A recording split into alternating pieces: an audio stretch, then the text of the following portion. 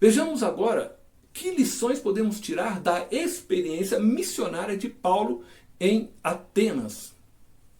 A experiência missionária em Atenas. Quero convidar você a ler comigo do versos 15 ao 34. Os homens que foram com Paulo o levaram até Atenas, partindo depois com instruções para que Silas e Timóteo se juntassem a ele, tão logo fosse possível. Enquanto esperava por eles em Atenas, Paulo ficou profundamente indignado ao ver que a cidade estava cheia de ídolos. Por isso, discutia na sinagoga com judeus e com gregos, tementes a Deus, bem como na praça principal todos os dias com aqueles que por ali se encontravam. Alguns filósofos, epicureus e estoicos, começaram a discutir com ele. Alguns perguntavam: o que está tentando dizer esse tagarela? Outros diziam: parece que ele está anunciando deuses estrangeiros, pois Paulo estava pregando as boas novas a respeito de Jesus e da ressurreição. Então o levaram a uma reunião do Areópago, onde lhe perguntaram: podemos saber que novo ensino é esse que você está anunciando? Você está nos apresentando algumas ideias estranhas e queremos saber o que elas significam. Todos os atenienses e estrangeiros que ali viviam não cuidavam de outra coisa senão falar ou ouvir as últimas novidades. Então Paulo levantou-se na reunião do Areópago e disse: atenienses, vejo que em todos os aspectos vocês são muito religiosos, pois andando pela cidade observei cuidadosamente seus objetos de culto e encontrei até um altar com esta inscrição: ao Deus desconhecido. Ora, o que vocês adoram, apesar de não conhecerem, eu lhes anuncio. O Deus que fez o mundo e tudo que nele há é o Senhor do céu e da terra e não habita em santuários feitos por mãos humanas. Ele não é servido por mãos de homens, como se necessitasse de algo, porque ele mesmo dá a todos a vida, o fôlego e as demais coisas. De um só fez ele todos os povos, para que povoassem toda a terra, tendo determinado os tempos anteriormente estabelecido e os lugares exatos em que deveriam habitar. Deus fez isso para que os homens o buscassem e talvez, tateando, pudessem encontrá-lo, embora não esteja longe de cada um de nós. Pois nele vivemos, nos movemos e existimos, como disseram alguns dos poetas de vocês. Também somos descendência dele. Assim, visto que somos descendência de Deus, não devemos pensar que a divindade é semelhante a uma escultura de ouro, prata ou pedra feita pela arte e imaginação do homem.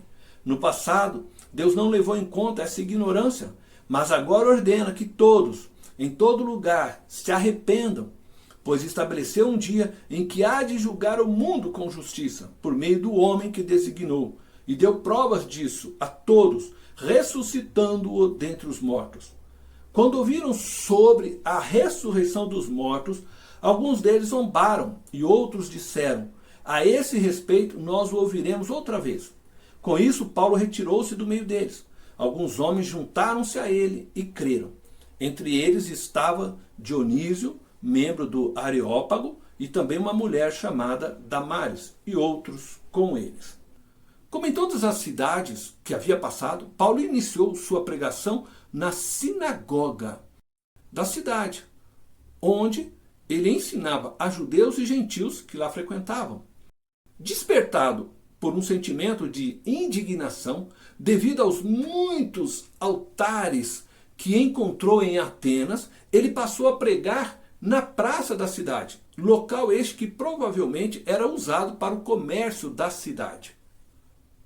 Um grupo de filósofos, epicureus e estoicos, ouvindo Paulo, desejaram saber mais sobre o que ele estava ensinando. Então o levaram para falar no Areópago. Este era um local onde os sábios de Atenas usavam para debaterem entre eles diversos assuntos. Uma espécie de universidade onde os acadêmicos se encontravam para aprenderem uns com os outros.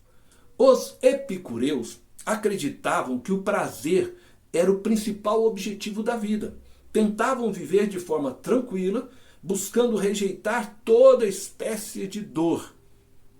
Eles eram hedonistas e acreditavam que os deuses não estavam preocupados com os homens. Não acreditavam na vida após a morte. Defendiam o não determinismo da vida.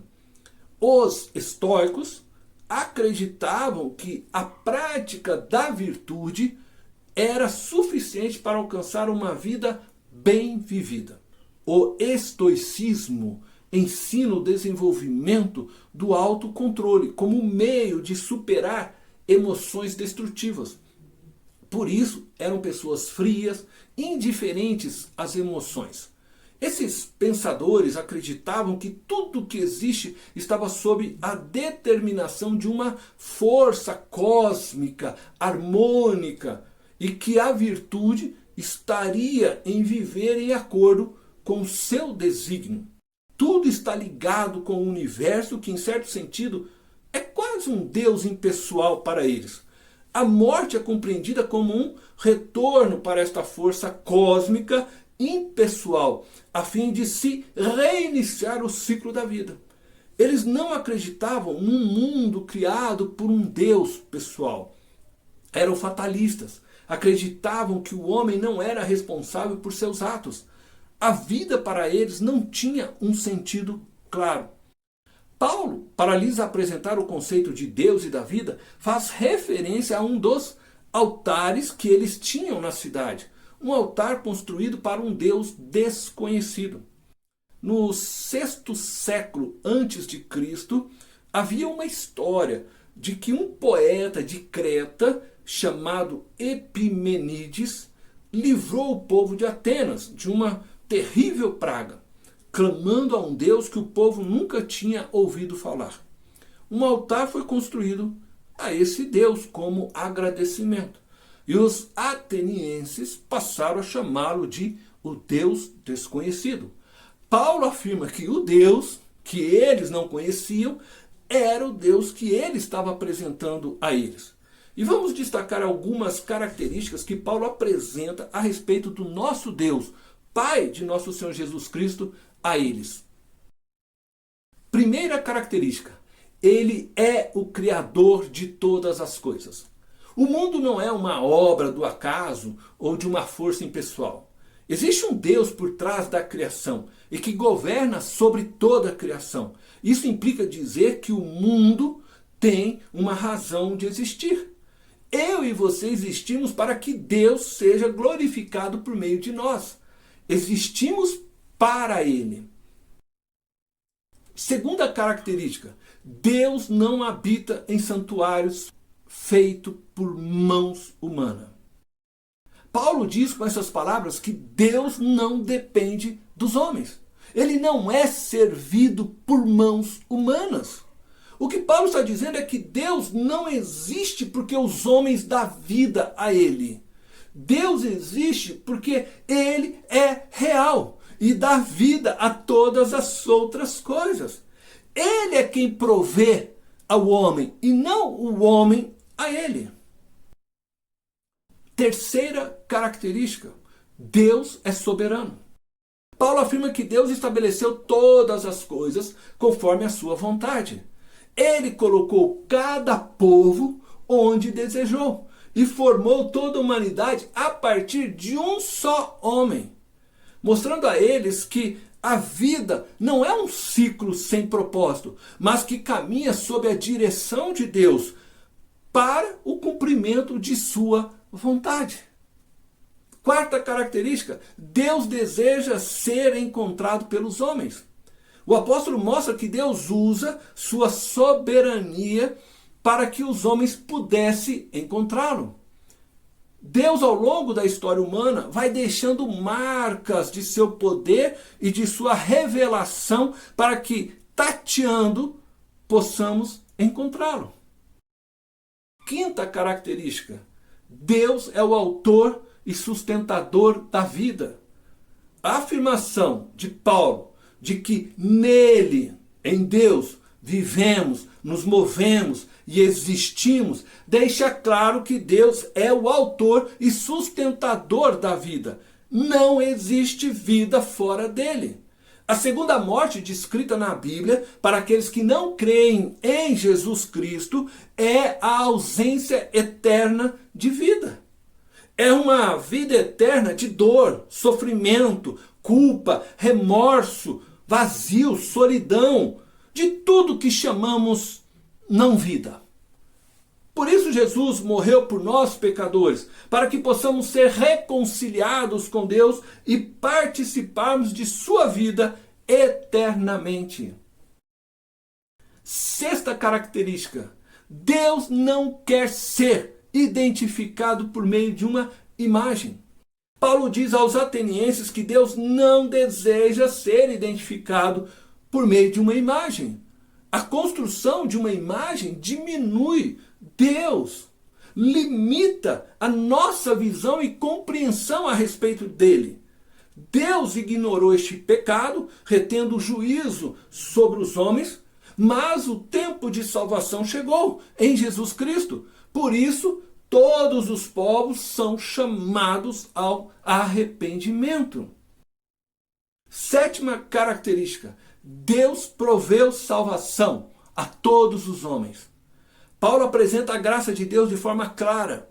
Deus foi paciente para com todas as pessoas do passado, pelos pecados e pela ignorância deles. Essa frase não significa que Deus não os considerou culpados, mas que reteve a sua ira. Mas esse tempo acabou. E agora ordena a todos os homens que se arrependam e creiam no Salvador, Jesus Cristo, seu único Filho, a quem ele ofereceu em sacrifício pelo nosso pecado. A fé em Jesus é o único meio que nós homens temos para nos livrarmos do dia do juízo, o dia em que, com justiça, Deus há de julgar o mundo por meio de Jesus, a quem ele ressuscitou dos mortos, mostrando a nós, por este ato, que da mesma forma seremos ressurretos, alguns para a salvação e vida eterna, outros para o castigo e o sofrimento eterno.